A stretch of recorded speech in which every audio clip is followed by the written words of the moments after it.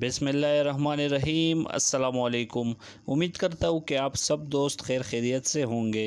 नाजरीन, 20 रमज़ानुल मुबारक का हम सबको इंतज़ार था, क्योंकि सऊदी गवर्नमेंट ने कर्फ्यू में जो नरमी की गई थी वो 3 रमज़ान से लेकर 20 रमज़ान तक थी।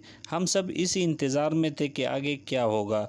20 रमज़ान के बाद कर्फ्यू को हटा दिया जाएगा या 24 घंटियों का कर्फ्यू होगा, क्योंकि कर्फ्यू के दौरान कोरोना वायरस के मरीज़ों में काफ़ी हद तक इजाफा हुआ है। नाजरीन, कर्फ्यू के दौरान रोज़ाना के हिसाब से 9 से लेकर 1000 तक नए केसेस सामने आते थे, लेकिन कर्फ्यू में नरमी के बाद ये तादाद 1900 तक पहुँच गई है।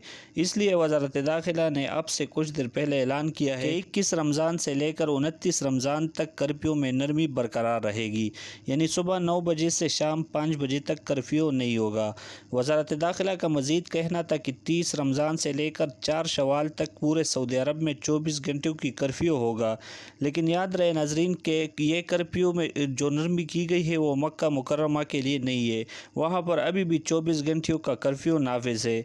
इसके साथ साथ सुबह वज़ारत दाखिला ने ऐलान किया था कि जीजान बीच में 24 घंटियों की कर्फ्यू लगा दिया गया है, जो कि इस बारे में हमने सुबह फेसबुक ID पर आपको आगाह किया था।